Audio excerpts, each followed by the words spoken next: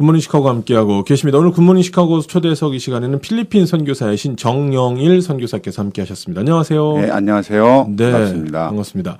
제가 필리핀 선교사라고 소개를 해드렸는데요. 네네. 네, 얼마나 오랫동안 지금 필리핀에 가 계시나요? 필리핀에 지금 15년 차 들어갔고요. 네네. 그래서 2003년 4월에 필리핀에 도착해서 그래서 한 1년간 현지 언어하고 영어 좀 공부하고 네.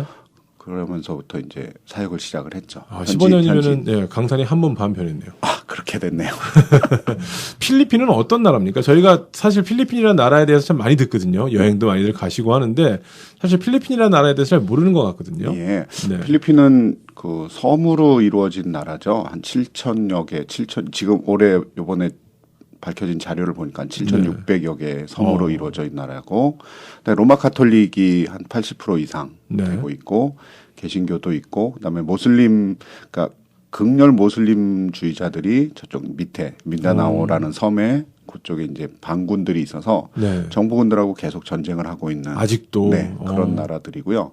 그래서 그 크리스마스 시즌에는 정부군하고 반군하고 이렇게 정전 협정을 해서 싸우지 않고 휴가를 지내자 뭐 이런 식으로 하고 있는 그런 나라입니다. 참 굉장히 좀 희한하네요. 그러니까 분단도 아니고 말 그대로 반군이 내전 중이거든요. 예, 그렇죠. 얘기해서. 내전 중이고 그래서 자기네는 또 자기네 그 지방 언어를 따로 쓰고 있기 때문에 독립을 원하면서 이렇게 전쟁을 한다라고 이야기를 하고 있고 근데 필리핀 정부에서는 그걸 반대를 하면서 정부군과 그 군대와 반란군들과 해서 계속 전쟁을 하고 있는 그런 나라죠. 정치적으로 좀 불안하겠네요. 여러 가지 면에서 그러면. 네, 정치적으로 불안하고 이번에 그 대통령이 새로 이제 두텔테 대통령이 됐는데 그러니까 정부의 모든 강요들과 너무나 부정부패가 뿌리 깊게 박혀 있어서 그 사람이 지금 마약 사범 그 전쟁을 하고 있거든요. 마약 사범들과 그러면서 이제 물론 이제 선의의 피해자들도 나오긴 하지만. 근데 국민들이 뭐 90% 이상 지지를 하고 있으니까 그러면서 거의 지금 뭐 7천여 명이 죽고 그랬거든요. 그러니까 심판을 받아서 그러니까 법적인 사형 제도가 아니라 그냥 민간 경찰들 혹은 경찰들이 바로 그냥 사살을 할 수 있는 권한들을 자경단에 의해서 자경단도 그렇고 경찰들도 그렇고 같이 해서 그 정도의 숫자가 죽었음에도 불구하고 여전히 절대 국민들은 절대적인 지지를 보내고 있죠. 네. 사실 두테르테 대통령 당선되고 나서 좀 불안한 마음이 좀 많이 있었거든요. 외부에서 볼 때는. 근데 내부에서는 전혀 그렇지가 않군요. 내부에서는 뭐 절대적인 지지를 보내고 있죠. 그래서 그 국민들은 오히려 그런 게 좀 빨리 뽑혔으면 좋겠다. 그러니까 부정부패가 빨리 뿌리가 완전히 뽑혔으면 좋겠다라고 생각을 하는 마음이 크고. 근데 두텔테 대통령 자체는 그것을 이제 좋게 잘 이제 했으면 좋겠는데, 근데 저희가 이제 걱정하는 거는 그게 독재로 흘러가지 않을까라는 그런 염려 때문에 기도도 많이 하고요. 근데 현재로서는 그런 평민들이나 그런 밑에 있는 그런 일반 국민들은 굉장히 좋아하고 있는 상황이죠. 그러니까 저희가 봤을 때 무슨 뭐 필리핀을 뭐 구해내야 되고 뭐 두테르테 대통령이 무슨 뭐 아직까지는 독재라 이게 걱정하는 것이 아니라 이제 빨리 이런 일들이 좀 빨리 좀 뽑혔으면 좋겠다. 그렇죠. 부정부패가 너무 심하니까 그게 좀 빨리 청산이 됐으면 좋겠다라고 하고요. 그리고 얼마 전에 그저께 제가 뉴스를 보니까 마닐라 전 지역을 흡연 구역으로 선포를 했어요. 흡연이요? 금연이 아니고? 금연. 죄송합니다. 금연 지역으로 선포를 해서 벌금이 5,000페소 정도 된다고 하거든요. 5,000페소면 그 나라 임금의 평균 임금의 거의 한 50% 이상. 연봉이요? 아니요. 월봉에 월급의 50% 이상의 벌금이 부과가 되는. 그리고 식당이나 이런 곳에서는 절대 금연이고 그러니까 적발이 3회 이상 되면 허가가 취소가 되고 문을 닫아야 되는. 식당이 그런 정도로 아예 그냥 강하게 모든 법들을 그렇게 적용을 하니까 어떤 면에 있어서는 국민들에 있어서는 굉장히 큰 힘을 위해서 해주고 있다라는 생각을 하게 되는 거죠. 그런 것들을 위해서. 그러니까 외부에서 바라보는 거하고 내부에서는 정말 완전히 다르군요. 그런 모습들이 좀 있습니다. 네, 사실 이렇게 뭐랄까요, 필리핀이라는 나라가 말씀드렸다시피 좀 가깝고도 먼 듯한 그런 느낌이 좀 들거든요. 그렇죠. 그래서 오늘 또 오신 김에 이렇게 좀 말씀을 좀 들어봤는데, 자, 뭐 이렇게 정치적으로나 생활적으로 이런 변화도 있고 이런 곳이 이제 필리핀이다는데 제가 듣기로는 빈부격차도 굉장히 큰 걸로 알고 있거든요. 그 빈부격차가 너무 심하죠. 그래서 정말 잘 사는 사람들은 더운 나라니까 잘 사는 사람들은 뭐 에어컨을 너무 세게 틀어놔서 하는군요. 그래서 이제 옷들을 두껍게 입어요. 에어컨을 끄는 게 아니라 옷을 두껍게 입고 실내에서 생활을 하고 그러니까 그 에어컨 트는 게 더운 나라니까 네네. 굉장히 프라이드라고 생각을 해서 심지어는 그 우스갯소리인데 그 현지인 파스톨들도 네. 이제 가난하게 이제 덥게 살다가 어떤 컨퍼런스나 네. 이런 모임이 있어서 리조트 같은데 이제 방을 예약을 하게 되면 네. 에어컨을 정말 세게 틀어놓거든요. 네. 안 꺼요. 네. 그리고 춥게 이불을 뒤집어 쓰고 자요. 일부러. 네, 그래서 왜 그러냐 그랬더니 이렇게 좋은 에어컨을 왜 끄고 자야 되냐. 뭐 이 우스갯소리로 네네. 이렇게 할 정도로 뭐 빈부격차가 굉장히 심하죠. 저희 동네 제가 지금 사역하는 동네는 네. 하루에 한 뭐 200페소 그러니까 한국으로 따지면 5천 원을 벌는 인구가 그 전체 이제 그 가구에 사는 사람 중에 네. 60%가 안 돼요. 그렇게밖에 안 돼요? 네, 한 40% 정도만 그 정도 돈을 벌고 네. 그 사람들 때문에 이제 하루를 먹고 사는. 그래서 저희 동네 보면 한 끼에 얼마냐면 한 끼 아이들하고 저희 교사들이 이제 주일날 이제 그 봉사를 하고 나면 이제 점심 식사를 로컬 식당에서 이제 구해서 사다 주는데 그게 한 7, 6명이 먹는데 한국 돈으로 2,500원 정도 지출이 돼요. 6, 7명 먹는데 한 끼 먹는데. 그러니까는 굉장히 심하죠. 그런데 저쪽에 이제 마닐라라는 이쪽에 나가 보면 요즘 외식 산업들이 굉장히 발달을 하고 있거든요. 네네. 또 뷔페들이 정말 많이 생기는데 그 뷔페들은 거의 뭐 한 네. 700페소, 800페소 우리나라 돈으로 하면 한 2만 원, 3만 원. 그러니까 네. 10배 차이가 나는 거예요. 한 끼 식사. 한 끼에. 네. 야, 그러니까 쉽게 얘기해서 한 명이 먹을 걸 10명이 먹는 그렇죠. 거예요. 그걸 꽉꽉 차요. 그래도. 거의 평일날은 조금 이제 한산하긴 한데 네. 이런 주말이나 특히 이제 크리스마스 시즌 되면 예약을 하지 않으면 가지 못할 정도로 아예 그렇게 꽉꽉 차게 돌아가는데 한쪽에 이제 격차가 심한 데는 거의 뭐 그거의 10분의 1 가격에 한 끼를 먹고 있고 아니 그것보다 한 끼를 먹는 것이 아니라 한 10분의 1 가격에 여러 명이 먹죠. 여러 명이. 그럼 지금 목사님 사역하시는 동네는 좀 약간 빈곤층이 살고 있는 곳인가요? 네, 그렇죠. 그래서 그 마닐라에서 좀 네. 그 물가가 비싸니까 좀 밀려 나와 있고 네. 또 그래서 아니면은 그 지역에서 이제 예전에 사탕수수 밭이었거든요. 네. 네, 그곳에서 정착하게 되는. 그래서 이제 빈부의 격차가 그렇게 심하다 보니까 큰 꿈이 없죠. 큰 꿈이 없이 자기 현실을 타파하고자 하는 것이 아니라 그냥 현실 속에서 안주하고 살아가는. 그래서 제가 지금 하는 사역이 이제 그 젊은 층들을 이제 장학금도 주고 하면서 이제 조금 꿈을 키우고 그렇게 좀 비전을 바라볼 수 있도록 하고요. 그런데 현재 이제 그 신세대들 가운데서는 인터넷을 통해서 이제 세계 문화들을 좀 보니까 네. 자기 꿈을 가지는 친구들이 좀 있고요. 아, 그래요? 네, 다행히도. 근데 이제 환경이 따라주질 않기 때문에 그걸 탈피하기 위해서 많은 노력이 필요하죠. 네. 개인적으로도. 네. 사실 그 전 세계에 굉장히 많은 사역지가 있고 또 뭐 한 10년 정도 사역을 하면 사역지를 옮길 법도 하다라는 생각도 사실 들긴 합니다. 뭐 다양성을 가질 수도 있는데 지금 15년 이상을 이 필리핀에서 계속해서 사역하시는 이유도 있을 것 같아요. 저는 선교라는 것이 교회를 세워야 되는 사역이라고 봤거든요. 네네. 복음을 개인적으로 잘 전하고 그 현지인 사람들이 그 복음을 듣고 올바르게 성장하는 것. 그래서 교회를 사역하는 일에는 뿌리를 깊게 박아야 된다고 생각을 하는 거죠. 네. 움직이는 것이 아니라 그래서 제가 모범을 보여야 하고 또 제가 말씀을 전하는 것에 모범을 보이는 것을 따라서 그들이 말씀을 따르는 사람이 이거구나. 그리고 이 말씀을 따르는 사람이 그 뒤에 있는 예수님을 따라서 살아가는구나. 이런 것들을 보여주기 위해서라도 저는 아마 조금 길게 보고 있는 상황이거든요. 네. 그래서 모르겠어요. 하나님의 뜻이 어떻게 될지 모르지만 제 개인적인 생각은 제 그 목회 사역 그리고 또 제가 선교사로서의 사역은 아마 필리핀에서 마침표를 끝까지 찍을지 않을까 생각하고 있습니다. 가장 힘든 점이 어떤 점이세요? 가장 힘든 점은 아무래도 그 지역에 이제 한국인이 거의 없다 보니까 네. 그래도 저는 그래도 좀 외부에 왔다 갔다 하면서 한인 목사님들을 만나고 관계를 좀 갖는데 집사람이 이제 조금 어렵죠. 왜냐하면 네. 지금 저희 사역하는 것이 교회 사역뿐만 아니라 2개의 유치원, 그러니까 유아학교 사역을 하고 있거든요. 무료로. 네네. 그러다 보니까 집사람은 거의 매일 출근을 해서 그러니까 아이들을 케어하는 걸, 그러니까 교사를 어떻게 케어하고 있나 관리를 하고 네. 그다음에 아이들과 직접 접촉을 하고 그 사역을 두 군데를 이제 한 30분 정도 떨어져 있거든요. 차로 거리로. 그러니까 거기를 왔다 갔다 해야 되니까 이제 조금 그러니까 개인적으로 인간적인 어떤 스트레스가 쌓이거나 또 영적인 어떤 힘듦이 있을 때 그걸 해소할 수 있는 그런 것들이 조금 힘든 것. 그거 이외에는 나머지는 뭐 목회에서 이루어지는 일들이니까 다 감사하고 오히려 저는 그 사역하는 게 재밌거든요. 집사람도 감사해야 하고. 네. 그게 가장 중요히 좀 힘든 것 같아요. 아무래도 본인보다는 네, 저보다 가족의 일들이 좀 더 걱정되시는 게 뭐 어떻게 보면 좀 모든 선교사님들이 공통적으로 느끼시지 않나라는 생각이 듭니다. 예.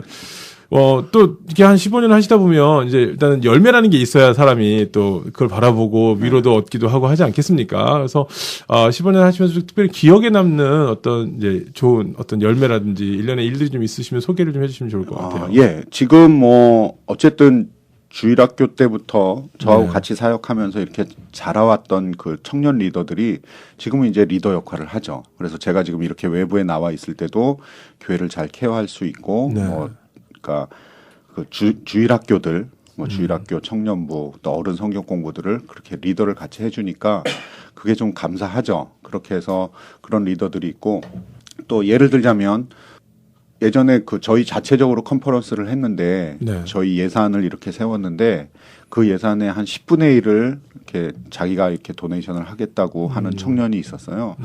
그게 굉장히 큰 역할이거든요. 제가 그래서 자랑스럽게 그거를 페이스북에 글을 올리기도 했는데 옆에 있는 필리핀 선교사님들 같은 경우는 쉬운 일은 아닌데 쉬운 일이 아니죠. 정말 큰 일이죠. 그러니까는 아까 얘기한 그 경제 사정에도 불구하고 그 모든 것들을 도네이션 할 수 있는 그런 그러니까 마음가짐이 있는 청년들이 있어서 그런 것들이 저에게는 큰 열매죠.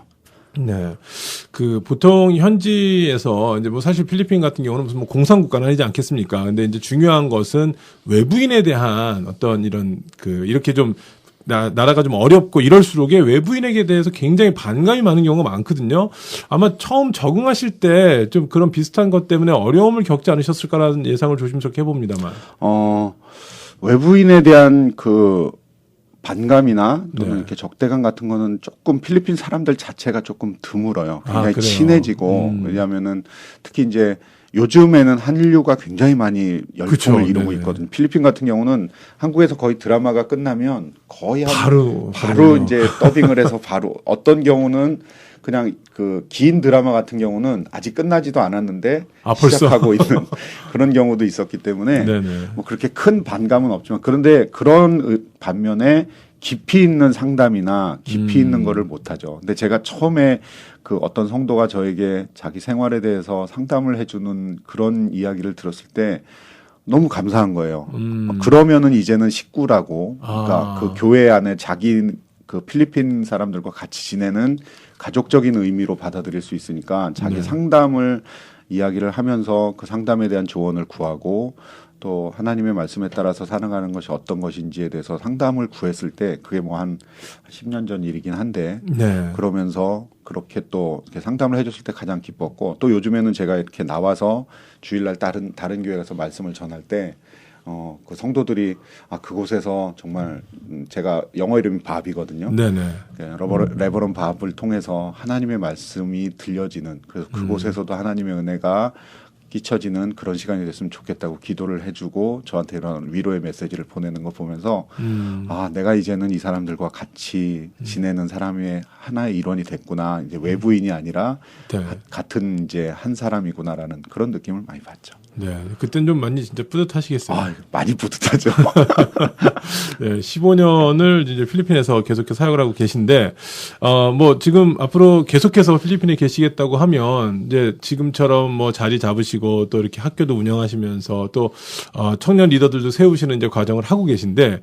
아마도 그냥 이대로 가시는 것도 좋겠지만, 뭔가 또 다른 꿈이 있으실 것 같아요. 필리핀을 향한 분명히 많은 꿈을 이제 끌어안고 또 꿈을 꾸면서 필리핀으로 가셨다고 생각이 되거든요. 지금은 어떻게 보면 가장 중요한 이제 과도기라고 해야 될까요? 어떤 전환점, 혹은 이제야 좀 기반이 다져졌다 이런 느낌도 좀 말씀을 통해서 제가 좀 느낌이 드는데 어떻습니까? 이제 앞으로 바라보시는 꿈들은 어떤 게 있으신지요? 제가 지금 유학교 2개를 하는 것도 네. 무료 학교로 하고 있거든요. 네. 그럼 굉장히 그것도 재정적으로 예, 하나는 네. 한국에서 이제 선배 모교회 네. 선배님이 이제 후원을 해주셔서 하고 있고 네. 하나는 이제 저희 재정을 좀 아껴서 생활비랑 이런 걸 좀 아껴서 한 군데를 더 하고 있고, 근데 그걸 통해서 이제 저희가 복음 전도의 기회를 삼고 있죠.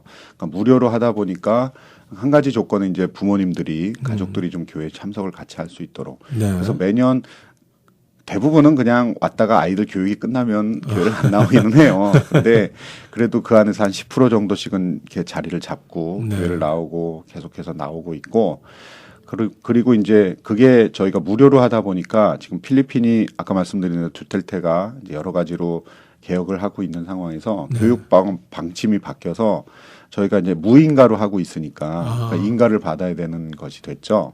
그래서 그 인가 받는 그 여러 가지 조건들 때문에 지금 이제 저희가 땅은 구입은 해놨는데 네. 그걸 이제 건축할 수 있는 것에 대해서 그것 때문에 이제 기도를 많이 하고 있고요. 네. 그래서 일단 외부적인 조건을 열심히 알아보고 있어요. 그래서 왜냐하면 교장도 그러니까 학교의 모든 학장이나 교장들은 자국인이 해야 되는 거예요.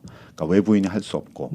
그래서 이제 그런 조건도 좀 알아보고 있고 그래서 기도를 많이 하고 있죠. 근데 네. 그게 이제 좀 잘 됐으면 좋겠고, 두 번째는 이제 제가 청년들하고 청소년 사역을 좀 하는데, 왜냐하면 기성세대 또 기존 세대들이 말씀을 통해서 삶에 도전하기는 정말 힘든 여건이에요. 여건 자체가.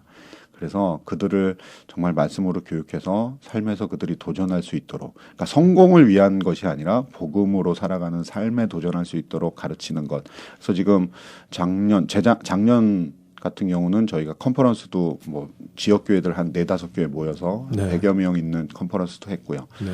그래서 그런 일들이 좀 계속돼서 잘 이루어졌으면 좋겠고, 그다음에 또 목회자들을 위한 플랜은, 그러니까 신학적인 그리고 또 목회자들이 그런 어떤 신학적인 배경들이 약하니까 설교 시간에도 뭐 설교를 전하는 것이 아니라 그냥 네. 거의 스토리 이야기하는 식으로, 예, 그 정도밖에 안 돼서 저희가 목회자 교육도 하고 있거든요. 네. 그래서 한 선교사님들하고 같이 이제 커뮤니티를 이루어서, 그러니까 1년에 한 번 정도, 그러니까 북중부 쪽을 중심으로 해서 한 100여 명 정도 모이는 컨퍼런스를 하고 있습니다. 네. 그래서 한국에서 그 교수님들을 모셔다가 영어 강의를 듣고, 그다음에 그 중에서 이제 또 통역을 할 수 있는 그 현지 말로 네. 통역을 하는 사람을 세워서 그렇게 해서 강의를 듣고 있어서, 그래서 목회자 재교육을 하고 있거든요. 이 일을 통해서 정말 올바른 복음이 성도들에게 전해지는. 왜냐하면은 필리핀 사람들이 굉장히 그 가물을 좋아합니다. 네. 그래서 감성적인 부분들이 굉장히 풍부하거든요. 더운 나라분들이 좀 그런 것 같아요. 그렇죠. 네. 그래서 그것뿐만 아니라 정말 올바른 복음의 의미로 또 하나님의 말씀이 우리들에게 있어서 가장 중요하다라는 것을 잘 가르칠 수 있도록 그런 일들을 하고 있거든요. 네네. 그래서 그 일들이 잘 이루어졌으면 좋겠고, 그래서 그 일들을 통해서 목회자가 변하고 또 목회자가 그리스도를 완전하게 전하고 완전하게 발견을 하고 또 그들이 전하는 그리스도를 통해서 성도들이 변하는, 그래서 그런 일들을 계획하고 있고 계속해서 진행하고 있습니다. 네. 사실 시카고 지역에 이 선교에 굉장히 헌신하신 분들이 많습니다. 그러니까 뭐 직접적으로 선교를 많이도 가기도 하지만, 자, 우리가 이제 뭐 보통 가는 선교사 보내는 선교사 이렇게 얘기를 하는데 굉장히 많은 분들이 하여튼 선교제에 관심을 갖고 있습니다. 그래서 혹시 우리 정영일 선교사님과 좀 연결하고 싶으면 페이스북에서 이렇게 연결을 좀 할 수가 있을까요? 예, 제가 페이스북에 제 이름으로 정영일을 치시면, 한국말로요? 네, 한국말로 네네. 치시면 되고, 그게 가장 연결점이 제일 정영이라는 좋겠죠. 사람들이 되게 많을 것 같은데요, 네, 느낌이. 정영일. 근데 제가 특별히 네. 제 페이스북에 뭐 아이디나 뭐 이런 걸 해놓은 게 없어서. 혹시 뭐 이렇게 그 첫 번 페이지에 어떤 사진을 보면은, 제가 네. 강의하고 있는 사진이 하나 이렇게 제 얼굴 사진이 떠 있고요. 네. 그리고 필리핀에 있는 뒤에 교인들이 배경으로 돼 있습니다. 그쵸. 사진 배경이. 네. 그래서 필리핀 사람들을 봤을 때는 이분이구나라고 생각할 수가 있겠네요. 예, 감사합니다. 제 페이스북이 이렇게 돼 있어서. 네네.